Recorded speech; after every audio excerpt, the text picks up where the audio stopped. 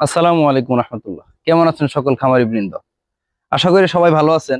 বন্ধুগণ, আজকে আপনাদের সামনে যেহেতু আমার ক্ষুদ্র খামারের আমি খাবার ব্যবস্থাপনা কিভাবে করি এটা নিয়ে আজকে আপনাদের সাথে কথা বলবো, এবং খাবারের আইটেমগুলা কি কি হয় এই বিষয়গুলো আপনাদেরকে ইনশাল্লাহ দেখাবো। দেখতে পাচ্ছেন প্রথমেই আমার আহ 100 কেজিতে, প্রতি 100 কেজিতে 30 কেজি ভুট্টার গুঁড়া দেই। ভুট্টার গুঁড়া যেটা হচ্ছে আমি নিজের হাতে ভাঙাই নেই।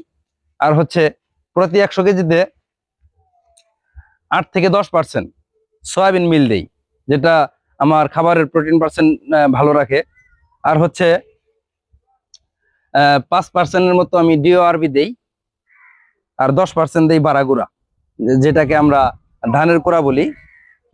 আর হচ্ছে 10% আমি ডাউলের খোসা দেই, সেটা হচ্ছে এই ডাবলির খোসা। আর হচ্ছে এই মুসুরির ডাউলের খোসা, এই দুইটা মিলে আমি 10% দিই।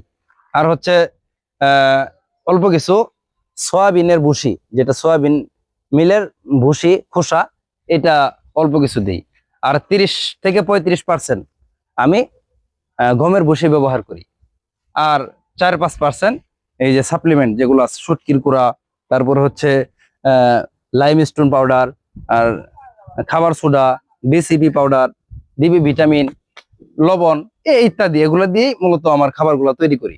আর যেহেতু ছোট খামার, অত বেশি পরিসরের হিউজ পরিমাণ তৈরি করার মতো আমার লাগেও না, আর ওইরকম অবস্থানেও আমি পৌঁছি না এখনো। সকলে দোয়া করবেন, ভালো থাকবেন। সকলে সুস্বাস্থ্য কামনা করি। আসসালামু আলাইকুম রহমতুল্লাহ।